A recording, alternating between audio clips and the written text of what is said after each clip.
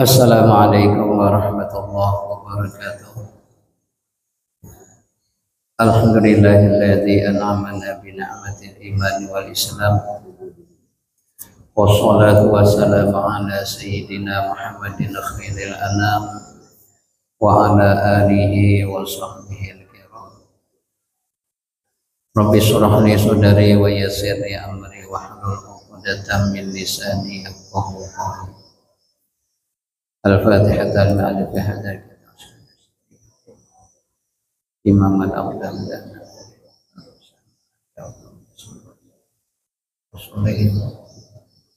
Syai'un lillahi lahumul Fatihah. A'udzubillahi minasyaitonir rajim. Bismillahirrahmanirrahim. Alhamdulillahi rabbil alamin arrahmanir rahim maliki yaumiddin. Iyyaka na'budu wa iyyaka nasta'in ihdinas siratal mustaqim siratal ladzina an'amta 'alaihim ghairil maghdubi 'alaihim waladdallin. Amin. Bapak-bapak, ibu-ibu, kaum muslimin dan muslimat yang salat subuh rahimakumullah. Alhamdulillah, kembali pada subuh hari yang berbahagia ini kita diberikan Allah kesehatan dan kesempatan serta kemampuan untuk dapat berhadir di dalam Masjid Raya Al-Huda dalam rangka melaksanakan sholat subuh secara berjamaah, yang kemudian kita lanjutkan dan ta'lim insyaallah nantinya sampai memasuki waktu sholat sunnah Isya. Kemudian sholat batas salam adalah kita kirimkan kepada junjungan kita Nabi besar Muhammad sallallahu alaihi wasallam dengan ucapan Allahumma shalli ala sayyidina Muhammad wa ala ali sayyidina Muhammad.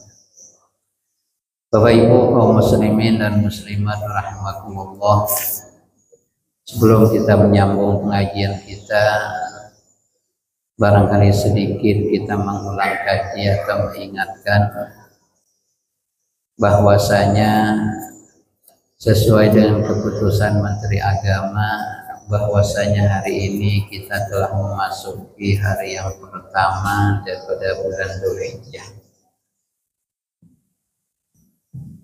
Yang pertama bagi kita kaum muslimin dan muslimat yang sudah ada niat berkeinginan melaksanakan ibadah korban, sunnah hukumnya mulai 1 Dzulhijjah ini sampai menyembelih hewan korban nantinya tidak memotong rambut, tidak mencukur bulu-buluan, dan juga tidak memotong kuku.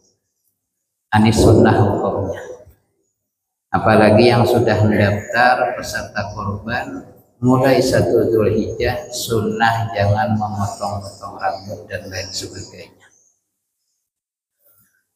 Kemudian yang kedua perlu kita ketahui bahwasanya bulan Dzulhijjah ini termasuk bulan hurum, bulan yang dimuliakan Allah Subhanahu wa ta'ala.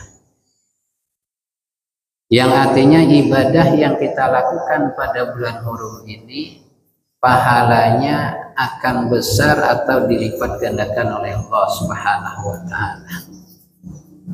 Sebaliknya juga dosa yang kita lakukan itu sangat besar dosanya di sisi Allah Subhanahu wa ta'ala. Banyak beberapa hadis yang menerangkan tentang fadilah atau keistimewaan daripada bulan Dzulhijjah, terutama 10 yang awal daripada bulan Dzulhijjah. Di antaranya hadis Rasulullah sallallahu alaihi wasallam, "Ma min ayyamin afdalu indallah min ashri Dzulhijjah." Tidak ada hari-hari yang lebih afdal di sisi Allah Subhanahu wa taala daripada 10 yang awal daripada bulan Dzulhijjah. Wa layalani afdala min layalihinna, dan tidak ada satu malam juga yang lebih afdal daripada malam-malam daripada 10 awal Dzulhijjah. Jadi artinya Bapak Ibu, hadis ini menerangkan bahwasanya hari pertama sampai hari ke-10 Dzulhijjah itu adalah hari-hari yang afdal, ya hari-hari yang lebih besar pahalanya kita beribadah kepada Allah Subhanahu wa taala. Dan di dalam hadis lain Rasulullah sallallahu alaihi wasallam bersabda, "Ma min ayyamin ahabbu ilallah ayyuta'abbada lahu fiha min ashri Dzulhijjah." Tidak ada hari-hari yang lebih dicintai, yang disukai Allah Subhanahu wa taala untuk beribadah kepada Allah daripada 10 awal daripada bulan Dzulhijjah. Ya'dilu siyamu kulli yaumin minha bi siyami sanatin. Menyamai puasa satu hari daripada 10 awal Dzulhijjah. Nah, tentunya Bapak Ibu hari pertama sampai hari ke-9, karena hari ke-10 itu waktu haram untuk berpuasa. Jadi satu hari berpuasa pada awal-awal bulan Dzulhijjah 1 sampai 9 itu pahalanya menyamai bisya misanatin, seperti berpuasa selama 1 tahun. Wa qiyamu kulli lailatin minha bi qiyami lailatil qadar. Dan siapa yang beribadah pada malam harinya, barangkali melaksanakan ibadah-ibadah sholat sunnah, itu menyamai seperti beribadah pada malam Lailatul Qadar. Yang mana kita mengetahui bersama, ibadah yang dikerjakan pada malam Lailatul Qadar itu seperti ibadah selama 1000 bulan. Kalau tahunnya kurang lebih 83 tahun. Terkhusus lagi pada hari Arafah. Jadi 1 sampai 9 secara umum yang berpuasa 1 hari menyamai puasa selama 1 tahun. Kemudian saumu yaumi arafata yukaffiru sanataini madhiya mustaqbal. Berpuasa pada hari Arafah yang di 9 Dzulhijjah itu dapat mengkafarat dosa selama 2 tahun. 1 tahun sebelumnya dan 1 tahun yang akan datang. Kemudian lagi di dalam hadis lain Rasulullah sallallahu alaihi wasallam bersabda, "Ma min ayyamin al-amalu shalihu ahabbu ilallah fihinna min hadhil ayyamil 'ashr." Tidak ada hari-hari di mana beramal soleh pada hari itu lebih disukai oleh Allah Subhanahu wa taala daripada 10 hari yang awal daripada bulan Dzulhijjah. Kemudian sahabat bertanya, "Ya Rasulullah, walal jihadu fisabilillah." Wahai Rasulullah, apakah jihad di jalan Allah juga tidak dapat menyamai pahala ibadah yang dikerjakan pada 10 awal Dzulhijjah? Kalau bahasa kita Bapak Ibu, jihad sabilillah apakah juga bisa menyamai, apakah tidak? Kemudian Rasulullah Shallallahu Alaihi Wasallam menjawab, walal jihadu fisabilillah. Jihad fisabilillah, berperang di jalan Allah juga tidak dapat menyamai pahala amal saleh yang dikerjakan pada 10 awal Dzulhijjah. Illa kecuali rajulun kharaja bimalihi wa nafsihi walam yarji' min dzalika bisyai'. Kecuali yang dapat menyamai pahala amal saleh yang dikerjakan di awal-awal 10 awal Dzulhijjah ini, yaitu seorang laki-laki yang pergi ikut berperang, tentunya membawa dirinya dan membawa hartanya. Kemudian walam yarji' min dzalika bisyai', dan laki-laki tersebut tidak kembali lagi sedikit pun. Artinya hartanya tidak kembali dan orangnya jatuh di medan peperangan. Artinya orang yang masih syahid yang baru dapat menyamai pahala amal saleh yang dikerjakan pada awal-awal bulan Dzulhijjah. Kemudian lagi di dalam hadis Rasulullah Shallallahu Alaihi Wasallam bersabda, man ahyal layaliyal arba, siapa yang menghidupkan malam-malam yang 4, wajabat lahul jannah, maka wajib orang tersebut mendapatkan surganya Allah Subhanahu wa Ta'ala. Yang artinya siapa yang menghidupkan malam-malam tersebut, maka akan mendapatkan ganjaran pahala, mendapatkan surganya Allah Subhanahu wa Ta'ala. Yang pertama adalah Lailatul Tarawiyah, yaitu malam tarawiyah. Jadi malam yang ke-8 daripada bulan Dzulhijjah.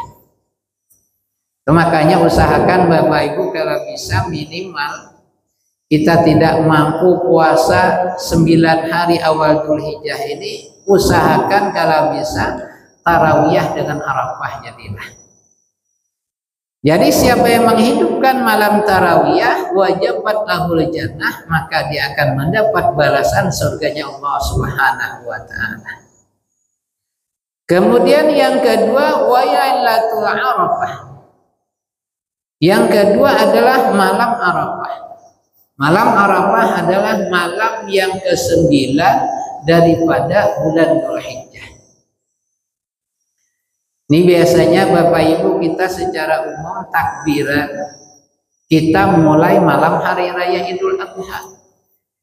Padahal banyak di dalam kitab-kitab menerangkan bahwasanya kita mulai sunnah bertakbir pada setelah subuh 9 Dzulhijjah. Nah, kalau hari ini 1 Dzulhijjah, insya Allah kita nanti lebarannya hari Jumat.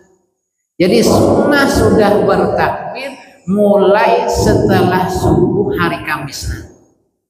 Nah, hari Arafah, hari Kamis, setelah subuhnya sudah mulai itu bertakbir sampai habis hari Tasyrik. Itu sunnah setiap setelah selesai salat. Bahkan setelah selesai sholat fardu kifayah juga disunahkan untuk bertakbir.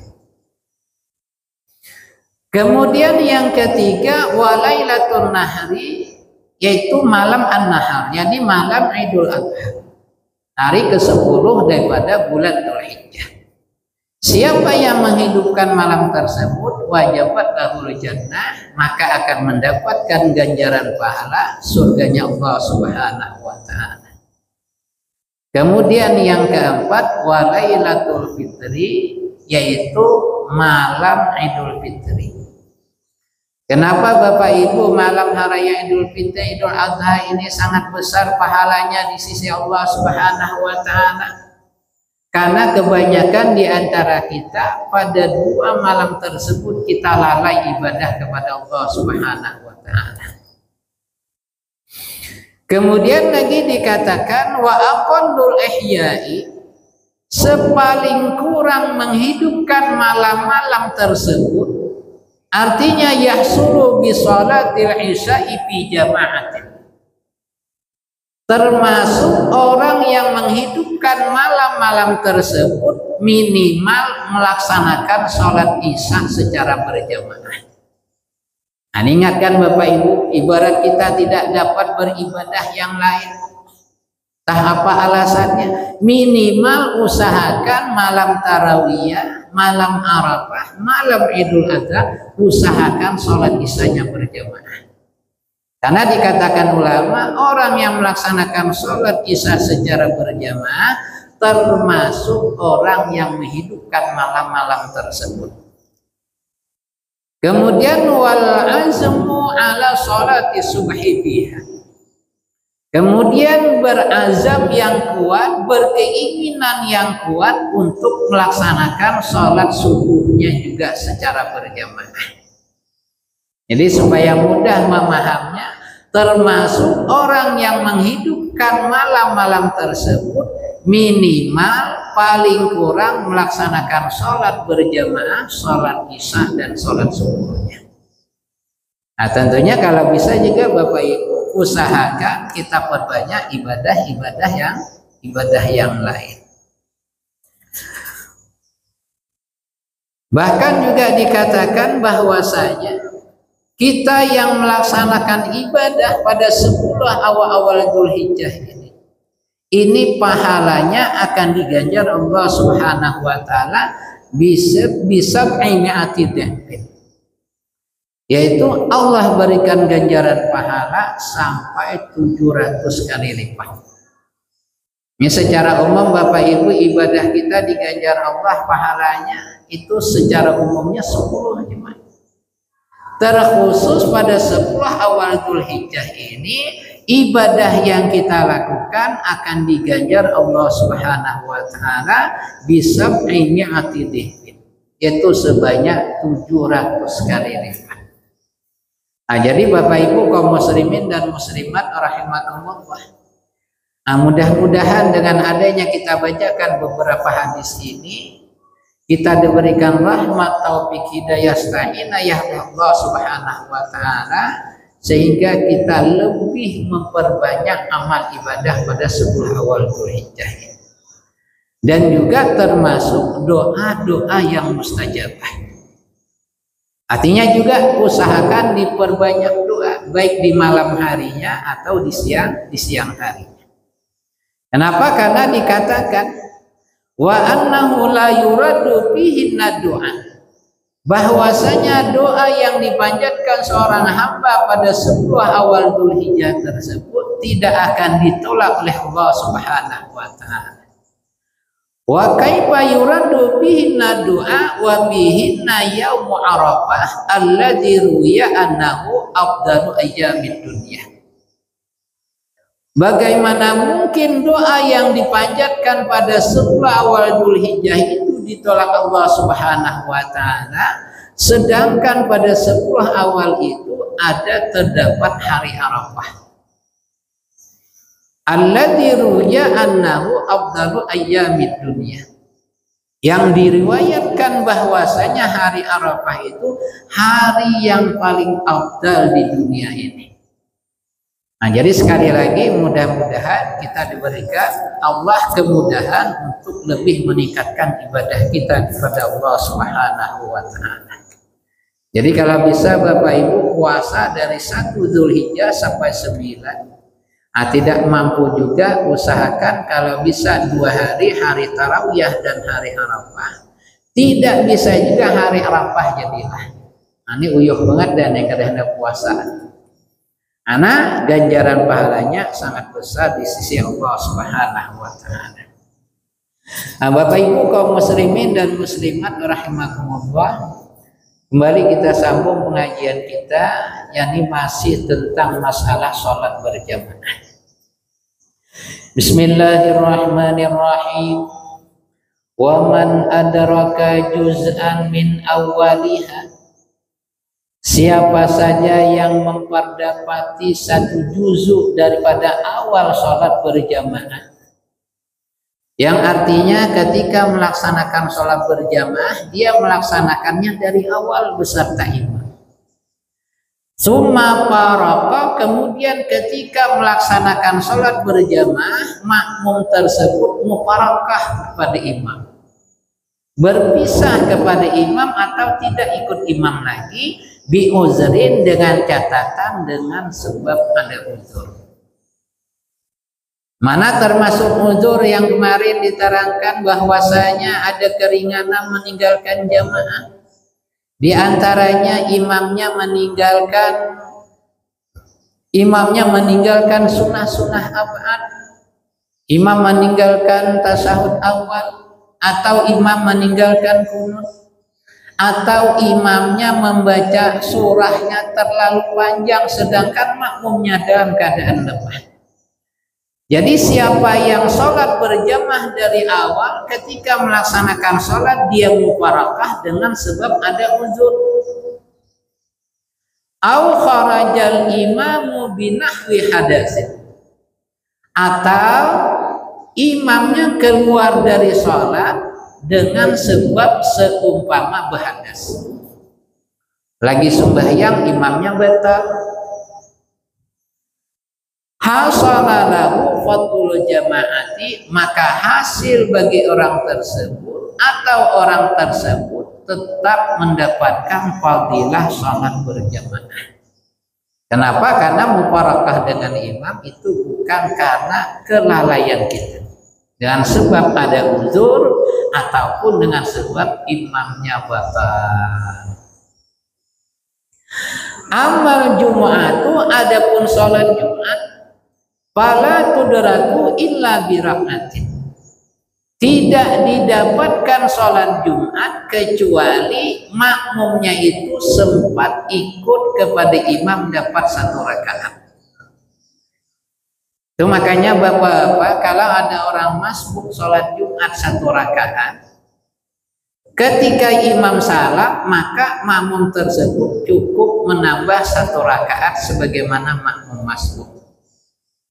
Tapi kalau ada makmumnya masbuk 2 rakaat, artinya ketika ikut takbiratul ihram imam sudah rukuk rakaat kedua.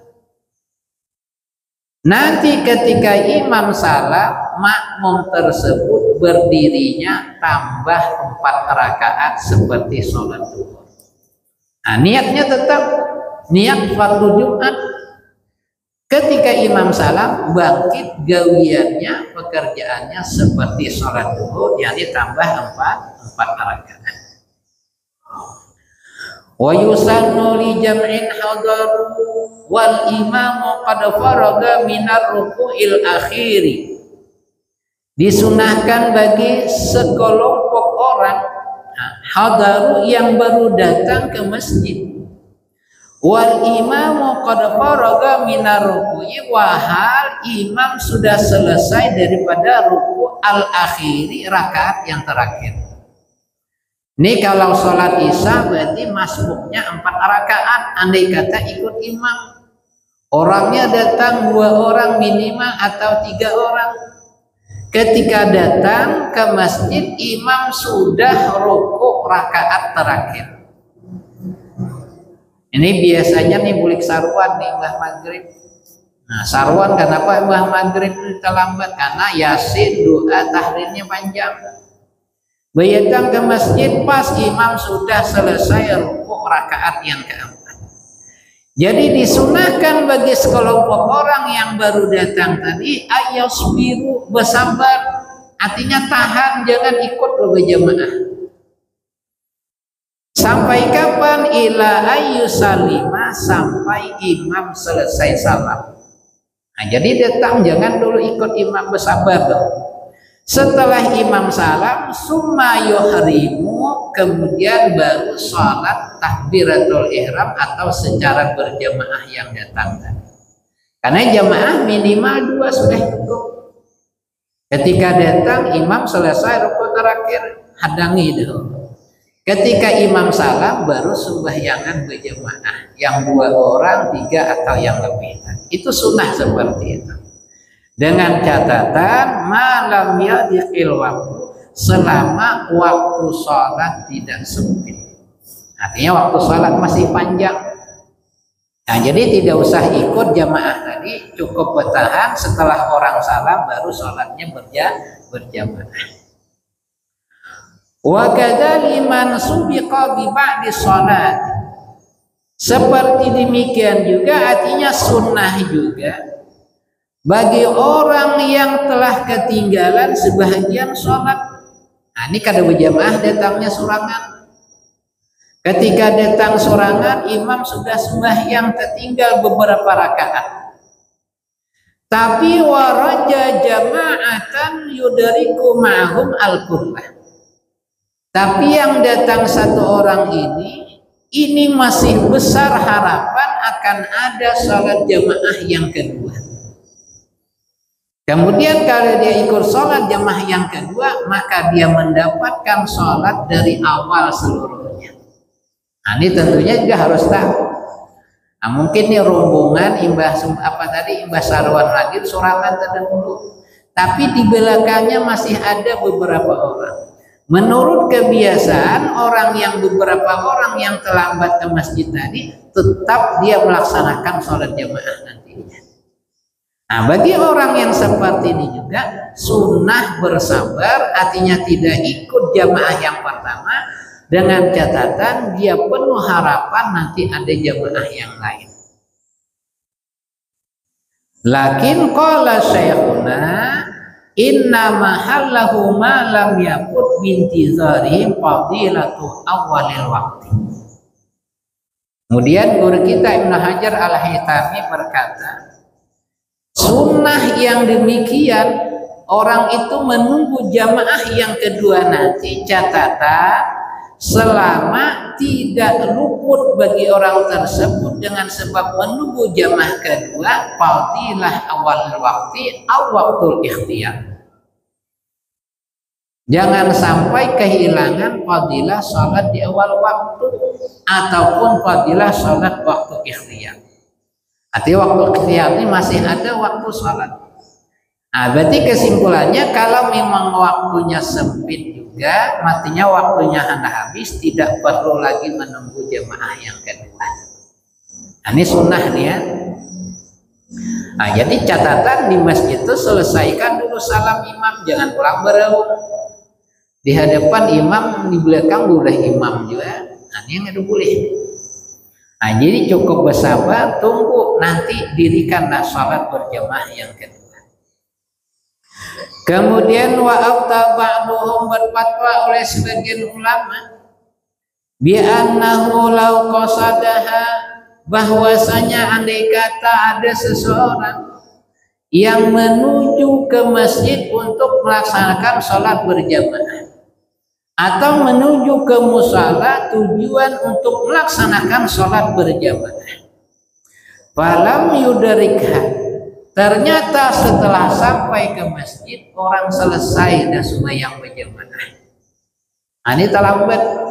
Nah, niatnya sudah pergi ke masjid untuk berjamaah. Ternyata sampai ke masjid, sampai ke musala, selesai sudah sholat berjamaah. Kutiba lahu ajruha, maka tetap dicatat orang tersebut mendapatkan pahala sholat berjamaah. Nah, ini untungnya Bapak Ibu, kita yang biasa sholat berjamaah, selama tidak ada uzur terus kita berjamaah. Pada suatu hari kita ada uzur, kita sakit, tidak dapat melaksanakan sholat berjamaah, maka orang tersebut dicatat tetap mendapatkan pahala jamaah. Kenapa? Andai kata dia tidak sakit, tentu dia akan datang melaksanakan sholat berjamaah. Nah, ini makanya nih biasa nih bagus nih Bapak Ibu. Misalnya ada keluarga atau tetangga, setiap kita ba'ruhannya datang terus. Tapi giliran kita ba'ruhannya akan datangnya kada datang. Kenapa? Karena sakit. Nah, ini kalau bisa titip ini, berikan apanya yang samunya tadi, berkiriman orang. Kananya datang terus biasanya. Jadi kananya kada datang karena sakit, usahakan bungkuskan, kirimi ke rumahnya. Nah, ini seperti pahala jamaah. Ini kadang kawan kada datang sudah lagi. Padahal andai kata dia tidak sakit, tentu dia akan datang. Nah, seperti itu juga ketika kita tujuan ke masjid, nah ini tentunya kada tahu ya. Ini tahu orang talah hanya ke masjid nih, lain lagi nih. Udah kebiasaan kita datang ke masjid, ternyata pada hari itu selesai sudah jamaah, maka dapat pahalanya. Di hadis fihi berdasarkan hadis Rasulullah Shallallahu Alaihi Wasallam yang bunyi hadisnya, man tawadda'a fa ahsana wudu'ah, siapa yang telah berwudu kemudian ketika berwudu dia membaguskan wudunya. Arti membaguskan wudunya Bapak Ibu, wudunya betul, baik yang wajibnya dan ditambah yang sunnah-sunnahnya. Kalau ada wudu yang kada betul, kada liput, kada rata basuhan, itu kada baik, kada sah wudunya. Jadi wudhu yang bagus itu wudhu yang sah, yang fardunya dikerjakan dan sunnah-sunnahnya dikerjakan. Sumaraha, kemudian setelah dia berwudhu dia pergi. Nah, pergi ke masjid, pergi ke musalla. Fawajadan nasa pada shallu. Ternyata setelah sampai ke masjid, orang sudah selesai melaksanakan sholat jamaah. A'tahullahu azza wa jalla misla ajri man shallaha. Maka orang tersebut Allah berikan pahala sama seperti pahala orang yang sholat berjamaah. Au hadaraha, atau sama seperti sholat orang yang hadir melaksanakan sholat berjamaah. La yanqusu dzalika min ajrihim syai'an. Tidak kurang sedikit pun pahala yang ia dapatkan daripada pahala orang yang ikut berjamaah. Nah, ini bagus nih Bapak Ibu. Terus kita istiqomahkan, Ini kalau suatu amalan di rumah apa, baik itu berupa sholat sunnah atau berupa wirid dan lain sebagainya, kita sudah rutin kita mengerjakan. Andai kata kita tidak bisa mengerjakan karena ada sesuatu hal, maka sunnah hukumnya diqadha. Nah, kayak bacaan misalnya ada seseorang yang sudah istiqomah membaca surah Al-Waqi'ah setelah sholat subuh. Pada suatu hari karena ada alangan, ada uzur, tidak terbaca habis subuh, usahakan nanti baca. Habis zuhur kah, habis asar kah, atau habis maghrib atau habis isya. Artinya tetap dibaca, jangan ditinggalkan setiga-tinggalnya saja. Kemudian lagi wa tudraku fadilatu taharrumin ma'imamin, dan didapatkan fadilah pahala berjamaah takbiratul ihram beserta takbiratul ihram imam. Bihuduri ay al-ma'mumi at-taharrumah, dengan hadirnya makmum juga sempat takbiratul ihram. Artinya setelah imam takbiratul ihram, makmumnya juga langsung takbiratul ihram. Wa istighalin bihi akibat taharrumi imami, dan menyibukkan diri atau takbiratul ihram makmum setelah imam takbiratul ihram. Nah, ini dapat nih fadilah awal sholat berjamaah mulai takbiratul ihram. Catatan min ghairi tarakhin, daripada bukan berlambat-lambat. Nah, kita ada juga yang rajin berjamaah dari awal, tapi ketika imam takbiratul ihramnya belum lagi, macam-macam namanya kadigawinya. Kadang-kadang sawat bupandiran, imam talah Fatihah parak hanya takbir, nah ini ketinggalan. Tidak dapat fadilah dari awal takbiratul ihram. Nah, jadi orang dapatkan pahala fadilah salat berjamaah takbiratul ihram itu setelah imam takbir, kemudian dia takbir tanpa berlambat-lambat. Fa in lam yahdurhu aw tarafa fatathu fadilatu. Jikalau dia tidak menghadirkan, artinya setelah imam takbir dia tidak takbir atau berlambat-lambat, Atau ketika imam takbiratul ihram dia belum datang atau lambat sedikit, fatathu fadilatu, maka keluputan daripada fadilah sholat jamaah mulai takbiratul ihram. Jadi artinya Bapak Ibu, orang yang sholat berjamaah yang dapat mulai takbiratul ihram setelah imam, beda pahalanya dengan makmum yang mendapati imam sudah baca Fatihah. Kalau pahala jamaah sama-sama didapat, tapi kualitas pahalanya beda. Yang takbiratul ihram dari awal daripada takbiratul ihramnya terlambat ataupun yang terlambat hadir. Naam yu'tabaru lahu waswasatun khafifatun. Memang demikian. Artinya kalau kita terlambat takbiratul ihram daripada imam tadi tidak mendapatkan fadilah dari awal takbiratul ihram. Tapi andai kata ada orang yang terlambat, imam sudah separuh baca Fatihah, padahal hadir dari awal. Setelah imam separuh takbiratul ihram, baru dia takbiratul ihram. Karena waswis. Nah, orang yang waswis itu lambat masuknya, imam separuh sudah, hanyarnya takbiratul ihram. Makmum yang seperti ini tetap mendapatkan pahala fadilah takbiratul ihram. Kenapa? Karena itu bukan unsur kelalaian, tapi itu dengan sebab waswis khafifah. Kemudian lagi wa idraku taharumil imami fadilatun mustaqillatun, memperdapati takbiratul ihram beserta imam itu adalah fadilah yang tersendiri, yang terasing. Artinya itu ghairu fadilatil jamaah. Pahala jamaah beda lagi dengan pahala mulai kita dapat takbiratul ihram beserta imam. Kalau bahasa kita pahalanya beda, yang jamaahnya dapat fadilah takbiratul ihram juga dapat. Ma'murun biha, yang diperintahkan kita untuk melaksanakannya, yakni melaksanakan sholat berjamaah mulai takbiratul ihram beserta imam. Kenapa? Likauni safwatus sholat.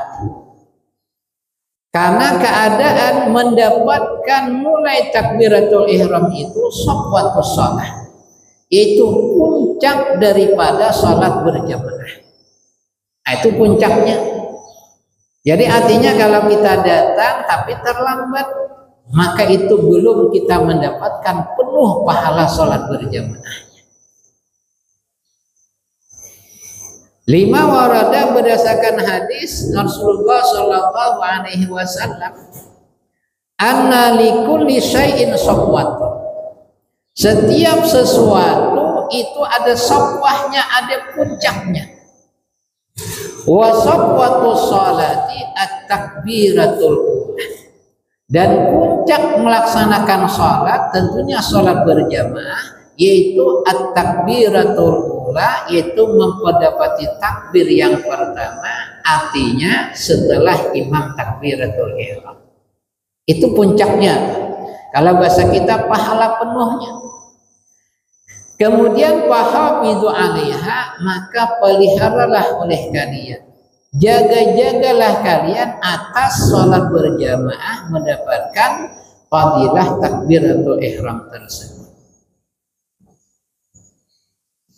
Nah, jadi usahakan Bapak Ibu ketika kita sholat berjamaah jangan lagi sampai kita terlambat takbiratul ihram. Kemudian lagi wali anna mulazimah, bahwasanya orang yang melazimi sholat berjamaah mendapatkan jamaahnya dari takbiratul ihram beserta imam arba'ina yauman, selama 40 hari. Nah, 40 hari ininya berjamaah mulai takbiratul ihram beserta imam.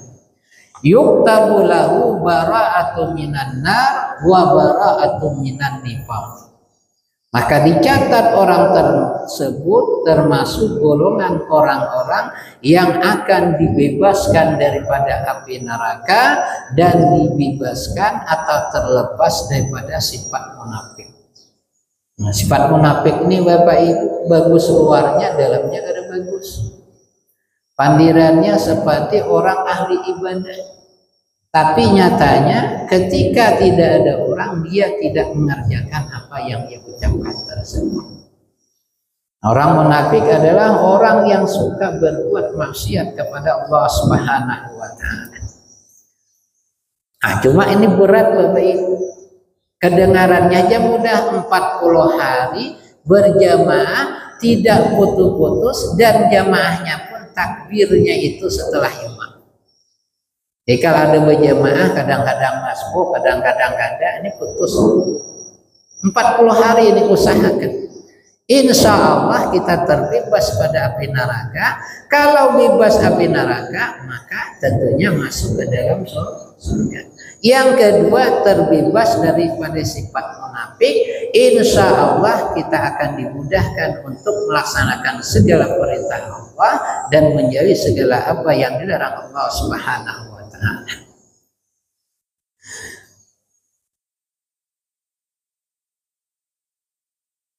Kemudian wakilah dikatakan yasulu fadilatut taharrumi bi idraki ba'dil qiyam. Nah, jadi ada juga ulama mengatakan dapat fadilah takbiratul ihram beserta imam itu dengan memperdapati sebahagian berdiri beserta imam. Nah, ini pendapat yang kedua nih, agak memudahkan sedikit. Artinya asal jangan masbuk, jadi sempat berdiri mulai rakaat pertama beserta imam. Tapi ini sebahagian ulama saja mengatakan. Wa yundabu tarkul isra'i, disunahkan meninggalkan bergegas. Kalau bahasa kita sambil lari-lari kecil. Wa in khafa fautat taharrumi, sekalipun khawatir orang tersebut akan ketinggalan takbiratul ihram serta imam. Ini kita mendengar imam takbiratul ihram orang kamat, dari rumah buka.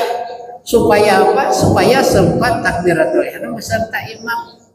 Yang demikian tidak disunahkan.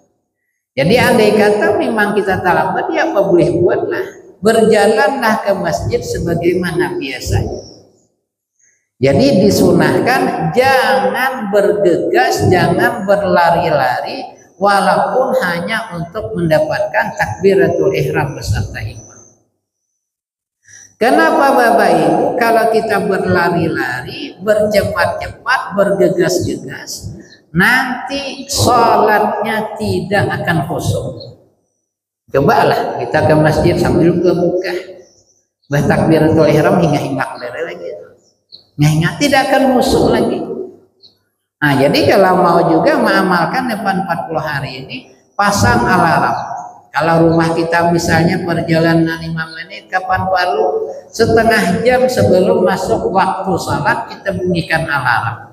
Artinya kita siap-siap mandi, berwudu, berpakaian. Jadi ketika sampai ke masjid belum lagi orang masuk azan. Nah, ini bisa. Tapi kalau menunggu orang azan hanya berwudu, hanya bisa sambil buka-buka. Wa kadza al jamaati alal asai, seperti demikian juga disunahkan jangan bergegas-gegas walaupun hanya untuk mendapatkan sholat berjamaah. Nah, kalau yang tadi untuk memperdapati takbiratul ihram beserta imam, yang kedua ini walaupun juga untuk mendapatkan sholat berjamaah. Mendengar dari rumah imam 2 rakaat dah sembahyang zuhur. Supaya sawat berjamaah walaupun masbuk buka-buka itu tidak disunahkan seperti itu. Bahkan hukumnya makruh. Illa fil jum'ati, kecuali sholat Jumat. Ya, kalau sholat Jumat ada lagi jamaah kan. Nah, kalau sholat Jumat andai kata kita nih akan terlambat, kalau kita jalan seperti biasa nih orang selesai dah sembahyang Jumat. Nah, kalau sholat Jumat maka bolehlah kita bergegas. Fayajibu taqatu in raja idrakat taharrumi qabla salamil imam. Bahkan wajib semampunya. Arti semampunya kayak pas salajunya kita. Catatan jikalau dia mengharap dengan jalan cepat tersebut memperdapati takbiratul ihram sebelum imam salam. Ini terlalu aja semain Jumat nih sahabat. Ini rasa-rasanya Bapak Ibu kersuah kita tetap orang masbuk semain Jumat. Ada kasuah melihat. Kenapa? Karena mon ada yang terlambatnya bukan masbuk lagi, ada sembahyang sekalian. Orang sembahyangan dari masjid nih yang dengar kasawat karena sembahyangan lagi di rumahnya lagi juhur. Jadi makanya kada ada yang masbuk.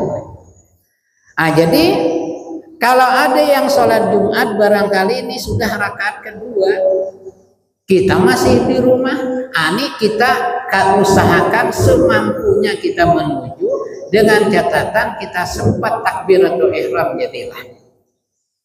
Takbiratul ihram pas imam dah tahiyat, maka ketika imam salam kita tambah rakaatnya 4 rakaat.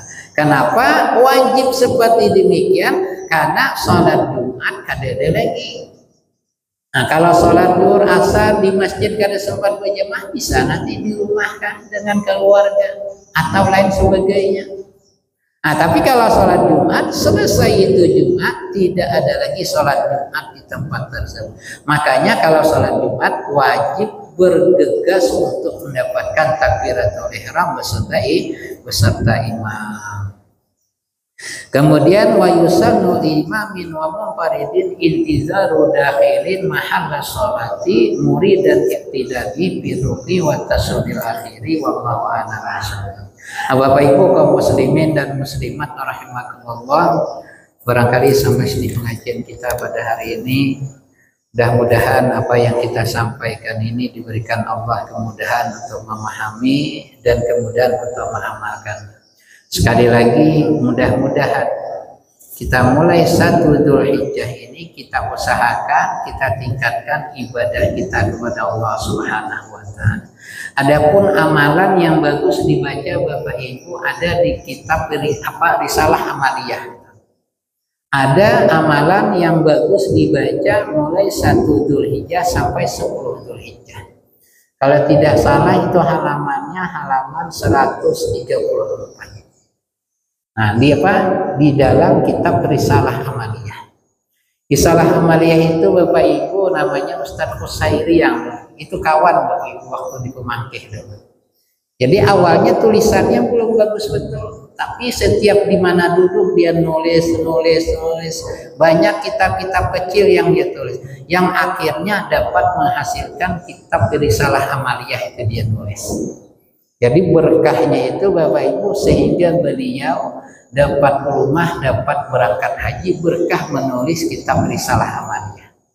Kenapa? Karena secara umum di Kalimantan kita di Inhil ini itu kita memakai kitab Risalah Amaliyah. Kalau bahasa kita Bapak Ibu tak amalkan apa-apa yang ada di kitab Amaliyah tersebut itu termasuk ahli ibadah. Karena itu lengkap daripada doa-doa harian dan amalan-amalan setiap bulannya. Nah, jadi ada amalan 1 sampai 10 Dzulhijjah di dalam kitab itu saya lihat halaman 134. Kapan saja boleh baca. Habis maghrib kah, habis isya, habis subuh, yang penting 1 Dzulhijjah. Nah, yang belum baca silahkan baca pagi atau nanti setelah itu. Yang penting jangan sampai masuk maghrib malam nanti. Kalau masuk maghrib udah 2 Dzulhijjah. Nah demikian, semoga bermanfaat. Wabillahi taufiq wal hidayah. Wassalamualaikum warahmatullahi wabarakatuh. Bismillahirrahmanirrahim. Alhamdulillahirabbil alamin. Wassalatu wassalamu ala asyrofil anbiya'i wal mursalin sayyidina wa maulana Muhammad wa ala alihi wa sahbihi ajma'in.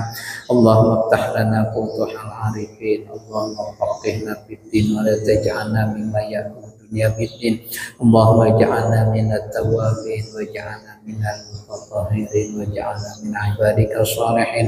Wa sallallahu ala sayyidina maulana Muhammad wa ala alihi wa sahbihi wa sallam. Walhamdulillahi rabbil alamin. Taqabbalallahu minkum.